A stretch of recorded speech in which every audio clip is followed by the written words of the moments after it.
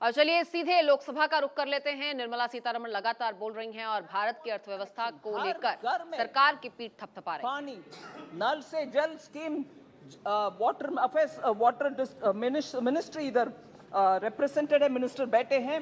1.79 crore houses, 3.2 crore house holds में water पहुंचा है, पानी पीने के पानी पहुंचा है 2014 में, मगर आज वो बढ़कर के 12.7 करोड़ हाउस होल्ड तक पहुंच गया।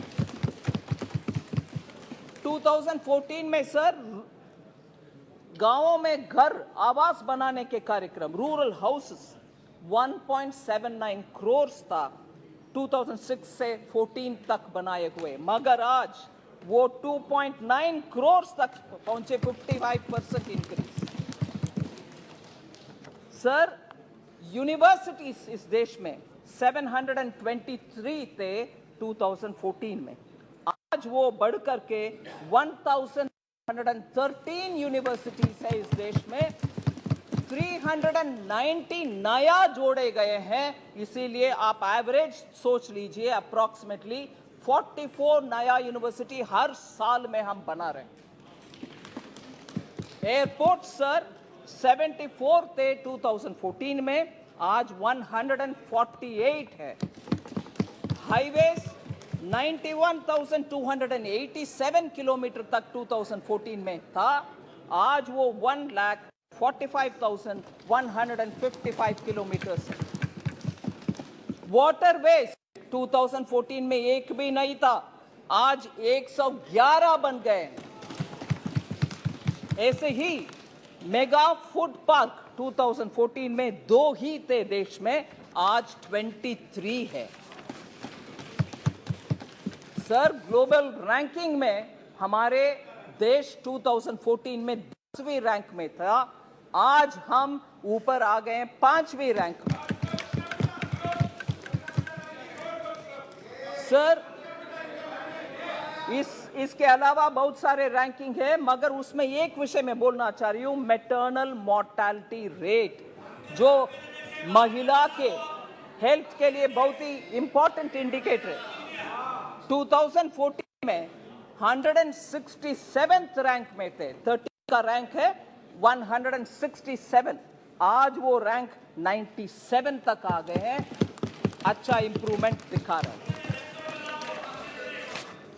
सर जरूर बोलूंगी सर। एक्चुअली सर मुझे एक विषय बोलना चाहती हूं, क्योंकि पूरे एक दशक को वेस्ट किया यूपीए ने, पूरे बर्बाद हो गए, वेस्टेड पूरे एक डिकेड है, क्योंकि करप्शन और क्रोनीइज्म ज्यादा था। मगर आज every crisis and every adversity has been changed into a reform and an opportunity. उसके वजह से आज हम हाई ग्रोथ लो इन्फ्लेशन में रह रहे हैं, whereas यूपीए के समय लो ग्रोथ और हाई इन्फ्लेशन था कैरेक्टर। जनता ने नो कॉन्फिडेंस यूपीए के खिलाफ 2014 में और 2019 में उठाए और उनको हराए। वही हालत होगा सर 2024 में भी। सर कल जब माननीय गृह मंत्री जी बात कर रहे थे, ये यूपीए के नाम क्यों बदलने का आवश्यकता हुई, उसका बहुत विस्तार से बोले। मैं उसका एक जिक्र करना चाहती हूं सर। वो INDIA सिर्फ उनका नाम का सैंक्टिटी के लिए ढूंढ रहे हैं, क्योंकि यूपीए मतलब जनता को याद आ रहा, वो करप्शन, वो भतीजावाद, बाय क्रोनीइज्म, डायनास्टी, फैमिली, वो सब आ रहा कि ले आओ INDIA, जिसका पूरे नाम बहुत सारे लोग बोल नहीं पा रहे उन्हीं के यहाँ। मगर मैं ये बात सामने रखना चाह रही हूं कि कितना इनका कॉन्ट्रडिक्शन है। ये गजब टाइप की यूनिटी है सर, जिसमें ये समझना मुश्किल हो रही है कि ये अलायंस पार्टनर्स आपस में लड़ रहे हैं कि साथ में लड़ रहे हैं, ये समझ में नहीं आ रहा। क्योंकि पंजाब में कांग्रेस एंड आप आपस में लड़ रहे हैं, दिल्ली में आप और कांग्रेस अगेन आपस में लड़ रहे हैं, बंगाल में TMC, Congress and the left आपस में लड़ रहे हैं।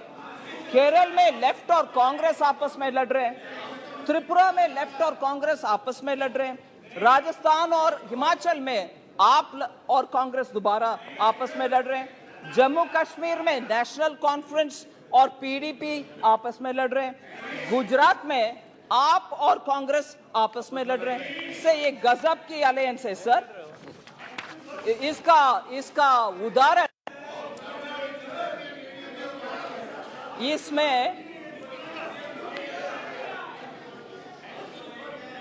सर एक्चुअली कर्नाटका के हेल्थ मिनिस्टर आए थे।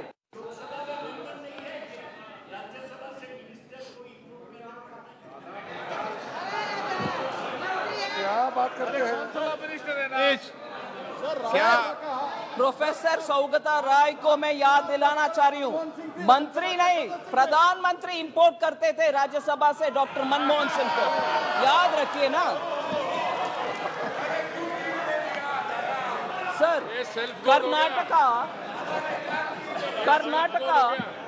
कर्नाटका हेल्थ मिनिस्टर आए दिल्ली में मोहल्ला क्लिनिक देने के लिए, और वो जाकर के बोले ये इसमें कुछ स्पेशल नहीं है, कुछ अच्छा भी नहीं है, हम डिसअपॉइंटेड है। ये लड़ने का उदाहरण एक है सर। सर जनधन योजना लॉन्च करने के बाद सर अगस्त 2014 में, फिर डिजिटल इंडिया लॉन्च करने के बाद 2015 में, Bharat has become a passive, no longer remains a passive adopter of technology, but it is an active provider of technology पूरे दुनिया का। एक प्रथा, एक मान्यता थी कि पहले पश्चिमी देशों में कुछ नया टेक्नोलॉजी आएगा, फिर बाद में इंडिया में। ये सोच बदल गई है अभी, क्योंकि आप देख रहे हैं sir globally unified payment interface के ऊपर कितना वाहवाही तारीफ हो रही है। एंड आज हम यूपीआई को फ्रांस को एक्सटेंड कर रहे हैं, सिंगापुर को दे रहे हैं, ऑस्ट्रेलिया के साथ उसको उपयोग कर रहे हैं, कनाडा को उपयोग कर रहे हैं, हांगकांग, ओमान, कतार, यूएसए, सऊदी अरेबिया, यूएई और यूनाइटेड किंगडम भी उसमें रुचि लेकर के उनमें से कौन सा ऐसा एक स्टैक से एक निकाल सकते हैं जो उनको उपयोग में आएगा। ऐसे हमारे यूपीआई पूरे दुनिया में जारी है, उसका एक्सेप्टेंस पूरे दुनिया में है।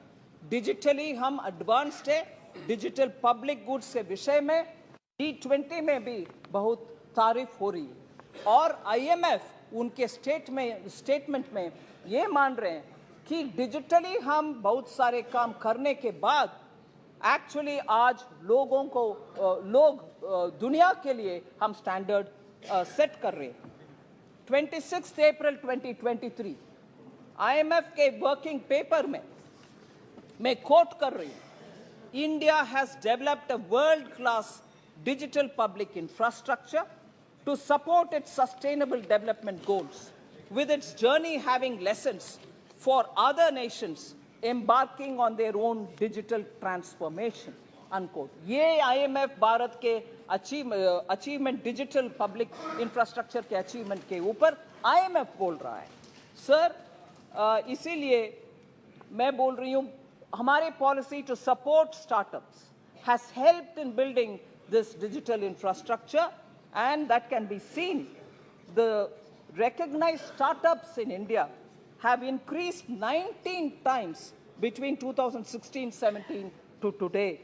And from importing technology, India is now exporting technology to countries which so need it.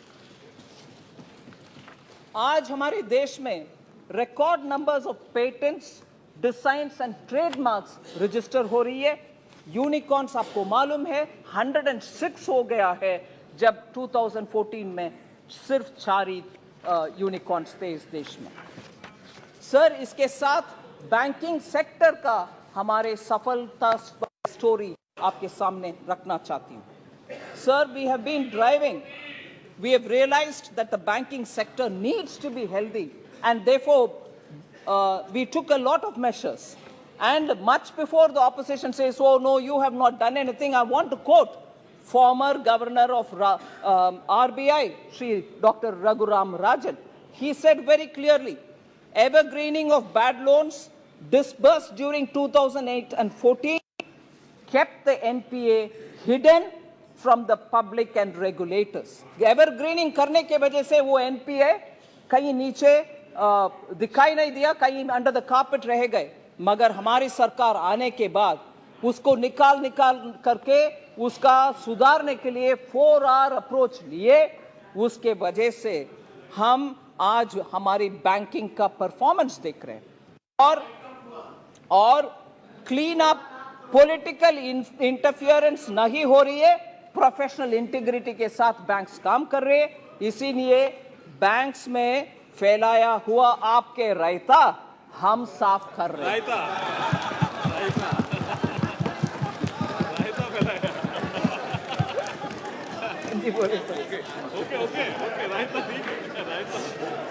सब पब्लिक सेक्टर बैंक्स आज sorry oh yes, I'll have to do that because you're twisting the write-offs. chaos sir, रायता और right of में confuse कर रहे हैं। वो भी है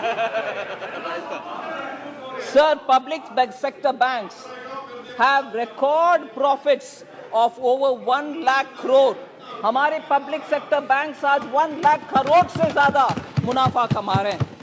Gross NPAs and net NPAs are at a decadal lows and हमारे बैंकों के जो डिविडेंड सरकार को पहुंचता है वो जन कल्याण के लिए उपयोग करते हैं हम। इससे पहले जो बैंक का हालात था उससे वो उबर कर ऊपर आकर के अच्छा मुनाफा कमाने के लिए आज हेल्थ उनका अच्छा है। SBI has become the most profitable company in Q1 of FY 23-24. SBI earned 18,537 crores as profits. Sir, debt-laden nightmare के इकोसिस्टम से आज पिलर ऑफ जन कल्याण बन गए हैं हमारे बैंक्स। वो ट्विन बैलेंस शीट प्रॉब्लम हो गया है और आज ट्विन बैलेंस शीट का एडवांटेज है हमारे लिए। कंपनियों भी और बैंकों भी आज प्रोफेशनली मैनेज हो रही है। सर, हमारी डीबीटी का स्टोरी एक उदाहरण बनती है दुनिया भर के देशों के लिए। उसमें मैं कहना चाहती हूं 2013-14 when DBT was operationalized, UPA के समय में डीबीटी ऑपरेशनलाइज हुआ, मैं उसको रिकॉग्नाइज कर रही हूं, मगर ऑपरेशनलाइज होने के बाद सिर्फ 7,367 crores were transferred in 13-14. I want to say now that from that amount, DBT transfers have increased 5 times by 2014-15 itself. Now, in the last financial year, which is ending March 23, 7.16 lakh crores have been transferred through DBT, and what DBT's 693 crore transaction के द्वारा हुआ है।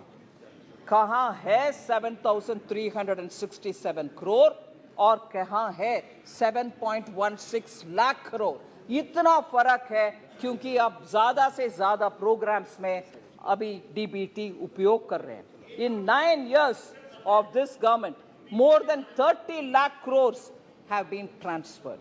Sir, Congress says the entire credit for DBT should go to them. But never. The truth is, the opposition-led Congress never wanted it to be implemented. They just did a lip service because the well-oiled machinery of the Congress family and the dynasty was benefiting by leakages, and this has been established by very many CAG reports. So, plugging leakages, I want to highlight the fact, by plugging leakages, welfare programs have allowed the government to go and to save 2.7 lakh crores. हम बचत किए हैं 2.7 lakh crores. ये गलत तत्वों के वजह से, मिडिलमैन, दलाली और नेफेरियस एलिमेंट्स के वजह से पब्लिक मनी को लीक करवाने के लिए जो काम होता था वो अभी बंद हो गया है। Sir, just take the example of 2 scams, 2G scam and coal scam. 3.56 lakh crore का गवर्नमेंट का नुकसान हुआ। हम मगर डीबीटी द्वारा 2.76 लाख करोड़ का बचत दिखा रहे हैं, क्योंकि लीकेजेस को बंद कर दिया, दलाली को बंद कर दिया। 2.76 लाख करोड़ हम सेविंग में दिखा रहे हैं। सर, लॉन्च करने में एक मजा है, स्कीम लॉन्च करते जाओ, मगर उसका पालन और इंप्लीमेंटेशन में कोई सख्ती दिखाना नहीं है। वो है कांग्रेस का नियत। बार बार बोलते हैं जन औषधि केंद्र भी हमारा प्रोग्राम है, हम ही लॉन्च किए हैं।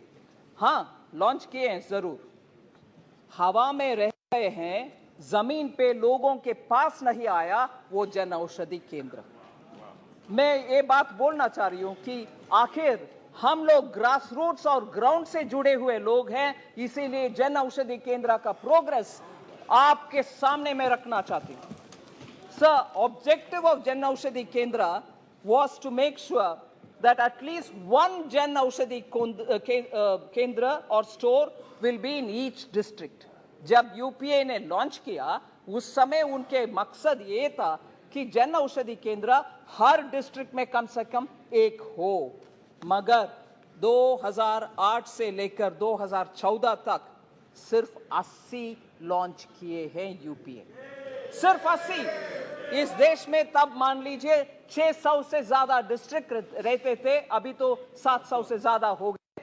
600 में से सिर्फ 80 तक पहुंचे, 8 से लेकर 14 तक, 2008 से 14 तक। सो लॉन्च करने में खुशी है मगर इंप्लीमेंट करने में नहीं। मगर हमारे नीयत अलग है, इंप्लीमेंटेशन के ओर है। लोग वेट करते रहे और वेट करते रह गए कि हमारे डिस्ट्रिक्ट में खुलेगा जन औषधि केंद्र और हम सस्ते दवाई खरीद पाएंगे, मगर नहीं हुआ उनके कार्यकाल में। PM Modi himself felt the pain of how high prices of drugs are affecting normal middle class and poor family. As a result, he took direct interest in it and made sure Jan Aushadhi Kendra are implemented and opened in every district. If you see the progress between 2014, every year the numbers increased. In 1 year, the number of stores tripled from 80 to 279, 15-16 mein. And then it became 1,080 in 16-17. The target opening 3,000 kendras was achieved in December 2017. Sir, now साल में अभी 9,484 जन औषधि केंद्र देश भर में है. And these Jan Aushadhi Kendras have nearly 50 to 80% cheaper medicine, which benefits the middle class, which benefits the poor, and nearly 1,800 drugs are available there. 285 surgical equipments are also available सस्ते में. इसीलिए हम ध्यान रखना चाहिए कि लॉन्चिंग में मजा नहीं है, एक्चुअली एग्जीक्यूट करके दिखाओ, उसमें जनता का हित है. तो निर्मला सीतारमण को आप सुन रहे थे.